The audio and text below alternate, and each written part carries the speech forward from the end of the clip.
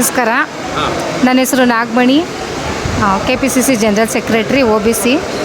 ಏನು ಅಂದರೆ ಈ SIR ಬಗ್ಗೆ ಏನು ಮಾತಾಡಬೇಕು ಅಂದರೆ ಭಾಳ ಸಾಮಾನ್ಯ ಜನರಿಗೆ ಭಾಳ ತೊಂದರೆ ಆಗುತ್ತೆ. ಮತ್ತು ಮೊದಲು ಮಹಿಳೆಯರಿಗೆ ಅವರೇನು ದಾಖಲಾತಿಗಳನ್ನ ಒದಗಿಸ್ಕೊಡ್ಬೇಕು ಅಂತ ಹೇಳ್ತಾರೋ ಅದು ಮಹಿಳೆಯರಿಗೆ ಮತ್ತು ಏನು ಅಂಗವಿಕಲರಿಗೆ ಏನು ಜನಸಾಮಾನ್ಯರಿಗೆ ಇದು ಭಾಳ ತೊಂದರೆ ಮುಂದಿನ ದಿನಗಳಲ್ಲಿ. ಏನು ಇವರು SIR ನನ್ನ ಪ್ರಶ್ನೆ ಇಷ್ಟೇ, SIR ಅವಶ್ಯಕತೆ ಇದೆಯಾ? ನನ್ನ ಪ್ರಶ್ನೆ ಇದು.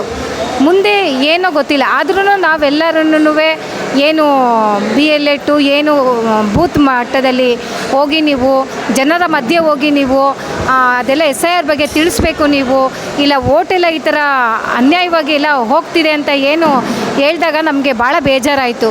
ಎಷ್ಟೋ ಲಕ್ಷ ಓಟ್ಗಳನ್ನ ಇವರು ಬೇಕು ಅಂತ ಹಾಳು ಮಾಡ್ತಾ ಇದ್ದಾರೆ ಅಂದರೆ ಸಾಮಾನ್ಯರ ಜನರಿಗೆ ಇದು ಅರಿವೇ ಇಲ್ಲ. ಅದನ್ನೆಲ್ಲ ನಾವು ಹೋಗಿ ಇವಾಗ ಪ್ರತಿ ಮನೆಗೂ ಹೋಗಿ ಹೇಳಬೇಕು ಅಂದ್ರೂ ಭಾಳ ಕಷ್ಟವೂ ಇದೆ. ಅಂದರೆ ಅವಶ್ಯಕತೆ ಇದೆಯಾ? ಜನಸಾಮಾನ್ಯರಿಗೆ ತೊಂದರೆ ಮಾಡಬೇಕು ಅಂತಲೇ ಇದೆಯಾ ಕೇಂದ್ರ ಸರ್ಕಾರ? ನನ್ನ ಪ್ರಶ್ನೆ ಇದು.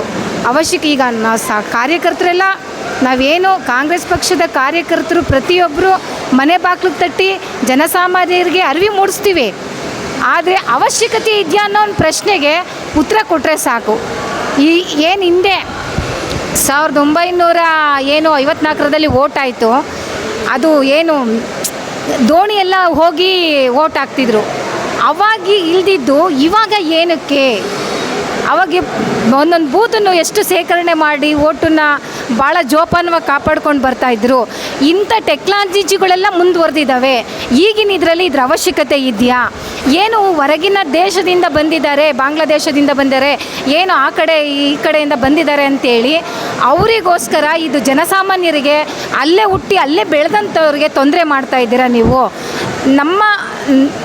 ದಯಮಾಡಿ ಇದ್ರ ಬಗ್ಗೆ ನೀವು ಎಚ್ಚೆತ್ಕೋಬೇಕು, ಜನಸಾಮಾನ್ಯರನ್ನು ಎಚ್ಚೆತ್ಕೋಬೇಕು ಅಂತ ನಾನು ಕೇಳ್ಕೊತೀನಿ. ಹೆಸರಿಲ್ಲ ಅಂದರೆ ಅವ್ರಿಗೆ ಯಾವುದೇ ರೀತಿ ಸರ್ಕಾರಿ ಸೌಲಭ್ಯ ಸಿಗೋದಿಲ್ಲ ಅನ್ನೋದು ಕೂಡ ಇದರಲ್ಲಿ ಹೇಳಿರ್ತಾರೆ. ಏನು ಈಗ ವೋಟಿಂದು ಲಿಸ್ಟಲ್ಲಿ ಹೆಸರಿಲ್ಲ ಅಂದರೆ ಏನು ಗೌರ್ಮೆಂಟಿಂದ ಬರೋಂಥ ಸವಲತ್ತುಗಳನ್ನ ಸಿಗಲ್ಲ ಅಂತ ಹೇಳ್ತೀರಲ್ಲ, ಅದೆಷ್ಟರ ಮಟ್ಟಿಗೆ ಸರಿ, ಎಷ್ಟರ ಮಟ್ಟಿಗೆ ನ್ಯಾಯ? ಅದು ನಾವು ಕೇಳಿದ್ವಾ? ಏನಾದರೂ ಜನಸಾಮಾನ್ಯರು ಕೇಳಿದಾರಾ? ಹೆಂಗೆ ಮುಂದುವರ್ಕೊಂಡು ಹೋಗ್ತಿದೆ? ಏನು ಒಂದು ವೋಟರ್ ID ಮಾಡ್ಸೋಕ್ಕೆ ಏನು ತಾಲೂಕ್ ಪಂಚಾಯತಿಗೆ ಹೋದರೆ ಮಾಡಿಕೊಡ್ತಿದ್ರು, ಒಂದು ವೆಬ್ಸೈಟ್ಗೆ ಹೋದರೆ ಮಾಡಿಕೊಡ್ತಾಯಿದ್ರು ಅಂಥದ್ದನ್ನು ನೀವು ಸಾಕಷ್ಟು ಕಾನೂನುಗಳನ್ನ ತಂದಿದ್ದೀರಲ್ಲ. ನೀವು ಬೇಕು ಅಂತಲೇ ವೋಟನ್ನ ಡಿವೈಡ್ ಮಾಡೋಕ್ಕೋಸ್ಕರನೇ ನೀವು ಇದನ್ನು ಮಾಡ್ತಿದ್ದೀರಾ ಅಂತ ನಾನು ಹೇಳೋಕ್ಕೆ ಇಚ್ಛೆಪಡ್ತೀನಿ.